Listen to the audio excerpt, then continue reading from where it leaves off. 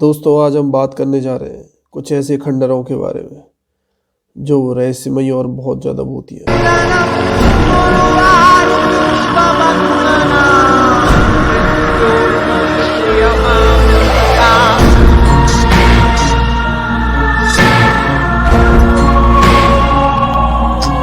ज़्यादा भूतिया है। यह बात उन दिनों की है जब मैं कॉलेज में था। कॉलेज की ओर से हम सभी कैंप करने के लिए एक जंगल में गए थे। उन दिनों हल्की ठंड थी। हम सब पूरी रात कैंप फायर के साथ डांस करने और गाने आदि का प्रोग्राम तय किया। मुझे और मेरे सभी साथियों को कैंप आग जलाने के लिए लकड़ियां लाने का काम सौंपा गया था। हम सब साथ निकले थे, लेकिन मैं जंगल के प्राकृतिक सौंदर्य में भटकता हुआ अकेला ही बहुत दूर निकल गया। अचानक आसमान बादलों से भर गया और भारी गर्जना के साथ बारिश होने लगी थी। बारिश तेज होने लगी। मैंने पेड़ के नीचे खड़ा रहना सही समझा और आसपास किसी घर की तलाश करने लगा। तभी कुछ दूर लाल ईंटों से बना एक शानदार घर दिखाई दिया। घर बारिश से पूरी तरह धुल चुका था। ऐसा लग रहा था जैसे उस घर में ढेर सारे लोग रहते हैं। मैं तेजी से भागता हुआ उस बिल्डिंग में घुस गया और सामने से आती हुई एक खूबसूरत नर्स से टकराते टकराते बचा। नर्स ने मुझे घूर कर देखते हुए कहा, बहुत ज़्यादा भीग गए हो, सर्दी लग जाएगी। उधर बाई तरफ एक स्टोर रूम है, वहाँ जो भी मिले उससे कहना सिस्टर जूलिया ने सूखे और साफ कपड़े मुझे देने को कहा है, वह तुम्हें कपड़े दे देगा। मैं हक्का बक्का मुंह फाड़े सिस्टर जूलिया को देखता रहा। मुझे समझ नहीं आया कि मैं क्या करूं। मेरी स्थिति देखकर सिस्टर जूलिया खिलखिलाकर हंस पड़ी और बोली, पहले तो तुम अपना मुंह बंद करो, वरना मुंह में मच्छर घुस जाएंगे, और अब जाकर जैसा कहा है वैसा करो। मैंने हल्के से हाँ में सिर हिलाया। सिस्टर जूलिया की बताई दिशा में जाने को मुड़ गया। अभी कुछ 10 कदम ही चला था कि किसी ने मेरे कंधे पर किसी ने हाथ रखा। मैं चौंक कर पीछे मुड़ा और मेरे सामने आर्मी की वर्दी में मुस्कुराता हुआ एक युवक खड़ा था। मेरा आश्चर्यचकित चेहरा देखकर उस युवक को हंसी आ गई। उसने ठास और मैं धीमे से कहा, मैं कैप्टन विनोद, यह हमारे देश की आर्मी का हॉस्पिटल है। कैप्टन विनोद की बातें सुनकर मैं आश्वस्त हो गया। मैं धीरे धीरे सामान्य हो गया। मैंने कैप्टन विनोद को सिस्टर जूलिया की कहानी बताई। मेरी बात सुनकर कैप्टन विनोद के चेहरे पर रहस्यमयी मुस्कान आ गई। कैप्टन विनोद बोले, तुम सिस्टर जूलिया से भी मिल चुके? जी, क्या मतलब है आपका? कुछ नहीं, चलो मैं तुम्हें सूखे कपड़े देता हूँ, तुम कपड़े चेंज कर लो, नहीं तो सच में सर्दी लग जाएगी। एक तरफ बड़ा सा बेड पड़ा हुआ था। बेड के सामने एक सोफा था। बीच में एक टेबल था जिस पर 2 गिलास, एक बड़ी बोतल ब्रांडी और 1-2 पत्रिकाएं भी पड़ी हुई थी। कमरे के एक कोने में बड़ी सी अलमारी थी जिसमें से कैप्टन विनोद ने मेरे लिए आसमानी रंग का कुर्ता पजामा निकालकर मुझे दिया और कमरे से लगे बाथरूम की तरफ इशारा किया। मैं बाथरूम से कपड़े बदलकर जैसे ही निकलने लगा, मेरी नज़र बाथरूम की एक दीवार पर पड़ी। वह खून के छींटे से भरी हुई थी।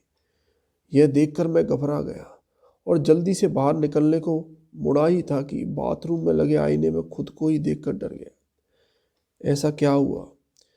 क्योंकि आईने में मेरा पूरा शरीर तो नजर आ रहा था, लेकिन मेरे शरीर से मेरा सर गायब था।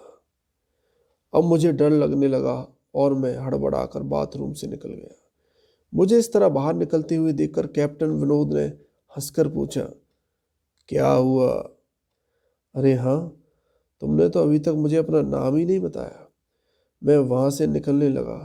तभी कैप्टन विनोद बोले, कहाँ जाओगे?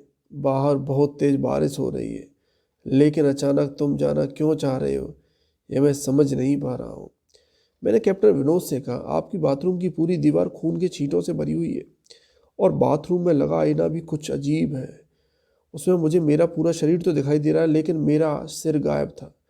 अब मैं यहाँ बिल्कुल भी नहीं रुकूंगा, बारिश में ही भीगता हुआ ही अपने कैंप तक जाऊंगा। यह कहते हुए मेरे कमरे से बाहर जाने वाले दरवाजे की तरफ बढ़ने लगा। रुको! तभी कैप्टन विनोद की कड़कड़कती आवाज़ गूंजी, तो आखिरकार तुमने सब कुछ देख ही लिया? जी, क्या मतलब है आपका? डर के मारे मेरी आवाज़ दब रही थी। मतलब चाहे जो हो, तुम तब तक यहाँ से नहीं जा सकते जब तक मैं तुम्हें कुछ बता ना दूँ। क्या बताना चाहते हैं आप? कैप्टन, जो आज तक कोई नहीं जान सका। मैं जो आज तक कोई ना जान सका, वह जानकर मैं क्या करूँगा? प्लीज़ अब मुझे जाने दें। मैं डर से रुआंसा सा हो गया था। कैप्टन कहते हैं, नहीं, बिल्कुल भी नहीं। तुम्हें मुझसे डरने की कोई ज़रूरत नहीं। सैनिक सबकी सुरक्षा करते हैं। मैं भी तुम्हारी रक्षा ही कर रहा हूँ। कैप्टन विनोद के स्वर में कोमलता थी। आओ मेरे साथ इस सोफे पर बैठ जाओ, मैं तुम्हें एक कहानी सुनाता हूँ। पूरी कहानी सुनते ही मैं खुद तुम्हें तुम्हारे कैंप तक जीप से छोड़ कर आऊँगा। तुम अपने कॉलेज कैंप से बाहर दूर आ गए हो, वहाँ तक तुम चल नहीं पाओगे। कैप्टन के स्वर में न जाने कैसी आश्वस्ति थी। मैं जाकर उनके बगल में सोफे पर बैठ गया। कैप्टन विनोद कहने लगे, दुश्मनों ने धोखे से हमारे अस्पताल को अपना निशाना बनाया। दुश्मन देश के 2 सैनिक हमारे सैनिक की वर्दी में हमारे ही एक घायल सैनिक को लेकर आए। वह घायल था और हमारे देश की सेना ने उसे बहुत ढूंढा लेकिन नहीं मिला। दुश्मन ने साजिश के तहत उसे घायल होते ही घुसपैठियों ने कहीं छुपा दिया था। अचानक से अपने खोए सैनिक को अपने हॉस्पिटल में देखकर सभी खुश हो गए और बिना अधिक जांच पड़ताल की हॉस्पिटल के गेस्ट रूम में घायल को लेकर आने वाले छद्मवेशधारियों को ठहरने की इजाज़त दे दी। अभी उस सैनिक का इलाज चल ही रहा था कि जोरों का ब्लास्ट हुआ और एक ही पल में पूरा हॉस्पिटल खंडर बन गया।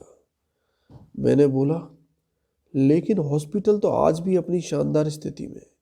मेरी बात को अनसुना कर कैप्टन विनोद ने अपनी बात जारी रखी। कोई नहीं बचा सका उस ब्लास्ट में। दीवार पर पड़े खून के छींटे भी उस ब्लास्ट में मारे गए हॉस्पिटल के कर्मचारियों के ही थे।